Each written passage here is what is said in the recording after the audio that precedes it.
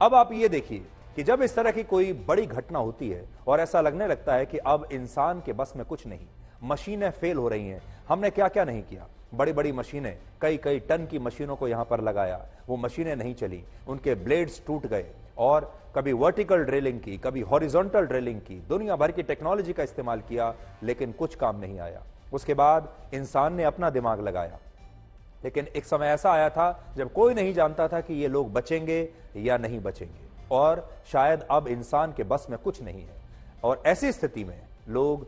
भगवान की तरफ देखते हैं और भगवान से एक ऐसे चमत्कार की उम्मीद करते हैं जो इंसानों के लिए तो असंभव सा लगता है, लेकिन मन में ये उम्मीद जरूर होती है कि अगर भगवान ने चाहा तो यह असंभव सी लगने वाली चीज भी संभव हो सकती है। और इस घटना में भी बिल्कुल यही हुआ है। अभी थोड़ी देर पहले आपने देखा होगा, उत्तराखंड के मुख्यमंत्री पुष्कर सिंह धामी ने बाबा बौखनाथ का नाम लिया और कहा कि उनकी कृपा से ही सब कुछ हुआ है। ये तस्वीरें इस सुरंग के बाहर बनाए गए उसी मंदिर की हैं जहां हर रोज सुरंग में फंसे मजदूरों की सुरक्षित वापसी के लिए प्रार्थनाएं होती थीं और पूजा की जाती थी। और पूजा करने वाले लोगों में सिर्फ हिंदू धर्म के लोग नहीं थे, सभी धर्मों के लोग थे। मजदूरों को रेस्क्यू करने के लिए ऑस्ट्रेलिया से आए एक बहुत बड़े दुनिया के एक्सपर्ट जिनका नाम है आर्नोल्ड डिक्स, उन्होंने भी आज सुरंग में जाने से पहले इस मंदिर में प्रार्थना की। और आर्नोल्ड डिक्स ने ऐसा तब किया जब वो हिंदू धर्म को नहीं मानते हैं, हिंदू धर्म से नहीं है, वो हिंदू नहीं है। लेकिन एक ऑस्ट्रेलिया से आने वाला एक एक्सपर्ट, वो आज मंदिर में भगवान बौखनाथ के चरणों में बैठा है और प्रार्थना कर रहा है भगवान से कि इन 41 लोगों की जान को बख्श दीजिए, इनकी जान बचाइए। और वो इस मंदिर के बाहर बैठकर सिर्फ इसलिए प्रार्थना कर रहे थे क्योंकि उन्हें पूरी उम्मीद थी कि भगवान के रूप में कोई ना कोई ऐसी शक्ति जरूर है जो इन मजदूरों को बचा लेगी। और ये विश्वास, ये आस्था इस रेस्क्यू ऑपरेशन में जुटे सभी लोगों के अंदर थी। और इससे यह पता चलता है कि कई बार बहुत सारी चीजें ऐसी होती हैं जो शायद आपकी समझ में नहीं आएंगी, जो समझ से परे होती हैं, जो लॉजिक से परे होती हैं, लेकिन जब ऐसा चमत्कार आप देखते हैं तो भगवान में विश्वास और बढ़ जाता है और ऐसा लगने लगता है कि अब भगवान का कोई चमत्कार ही ऐसी असंभव चीज को संभव करके दिखा सकता है।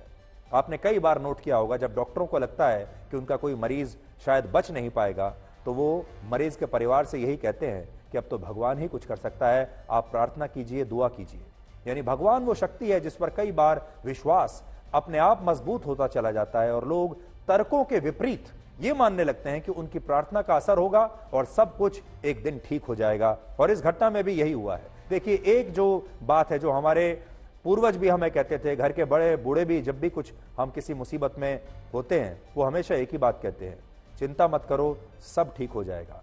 और ये जो विश्वास होता है कि एक दिन सब ठीक हो जाएगा, ये असल में उस आस्था की ताकत है, उस विश्वास की ताकत है, उस उम्मीद की ताकत है जो शायद हम भगवान के प्रति लगाकर रखते हैं।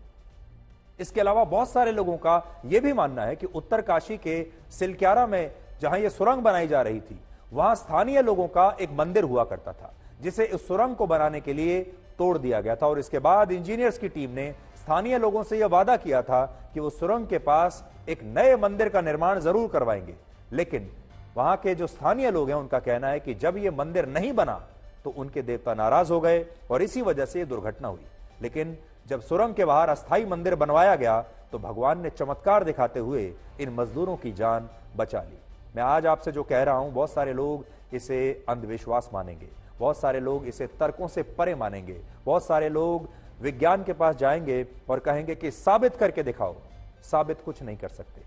विज्ञान शायद इस बात को मानेगा भी नहीं। लेकिन उन लोगों से पूछिए जो 41 लोग इस सुरंग में फंसे हुए थे, उनके परिवारों से पूछिए, वो आपको बिल्कुल सही बात बताएंगे कि आस्था में, विश्वास में, उम्मीद में और इस सोच में कि कोई तो है एक ऊपर, कोई ऐसी शक्ति है जो एक दिन सब कुछ ठीक कर देगी, उसमें कितना दम है। आज आपको इस घटना के बाद भारत के डिजास्टर मैनेजमेंट यानी आपदा प्रबंधन में आए बदलावों को भी जरूर देखना चाहिए, क्योंकि अब आपदा प्रबंधन में प्रधानमंत्री नरेंद्र मोदी सीधे तौर पर जुड़े होते हैं और अब किसी भी बड़ी दुर्घटना के मामले में सरकार के सभी विभाग मिलकर काम करते हैं और खुद उस विभाग के केंद्रीय मंत्री घटनास्थल पर कई कई दिनों तक मौजूद रहते हैं, जो कि पहले की तुलना में एक बहुत बड़ा बदलाव आया है सरकार की कार्यशैली में।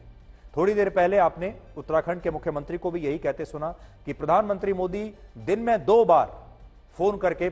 सारी जानकारी लेते थे। वो जहां भी थे,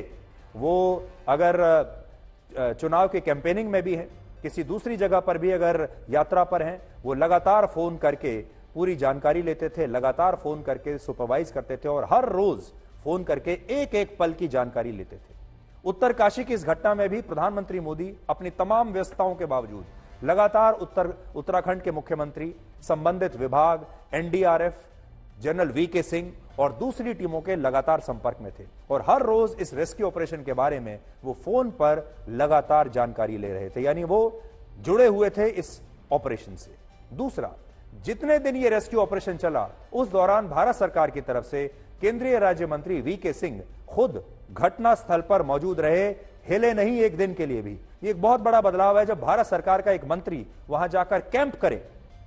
और उस दिन तक रहे जब तक कि यह मिशन पूरा नहीं हो जाता। तीसरा, सरकार ने मजदूरों की जान बचाने के लिए सभी विकल्पों की मदद ली और अंतर्राष्ट्रीय विशेषज्ञों को भी रेस्क्यू ऑपरेशन में मदद करने के लिए तुरंत बिना समय बर्बाद किए उत्तरकाशी बुलाया गया। बड़े बड़े एक्सपर्ट से बातचीत की गई, कंसल्टेंसी ली गई और जिन एक्सपर्ट्स के बारे में अभी हमने आपको बताया, उन्हें भी बिना कोई समय बर्बाद किए तुरंत इस घटना स्थल पर पहुंचाया। चौथी बड़ी बात यह है कि मजदूरों की उनके परिवारों से भी बातचीत कराई गई और बीएसएनएल ने इस सुरंग में एक लैंडलाइन का प्रबंध किया, एक फोन का प्रबंध किया, जिससे सुरंग में फंसे मजदूरों से लगातार संवाद हो पाया। और यह एक बहुत बड़ा कदम था, क्योंकि अगर संवाद नहीं हो पाता, यहां से अगर कोई संदेश नहीं जा पाता, अगर परिवार इनसे बात नहीं कर पाते, तो शायद इन मजदूरों की उम्मीदें टूट जाती। सोचिए इन मजदूरों की स्थिति क्या होगी। 17 दिन तक, 400 घंटे तक इन्होंने सूर्य की किरण नहीं देखी, एक बार एक उजाला नहीं देखा, ताजा हवा में सांस नहीं लिया। इन सारी बातों से यह पता चलता है कि आपदा प्रबंधन के मामले में अब कई तरह के बदलाव आ चुके हैं और यह भारत की एक बड़ी उपलब्धि है। डिजास्टर मैनेजमेंट में अब भारत ने भी सब कुछ जो बेहतरीन व्यवस्था हो सकती है वो सीख ली है। बड़े बड़े बदलाव क्या है?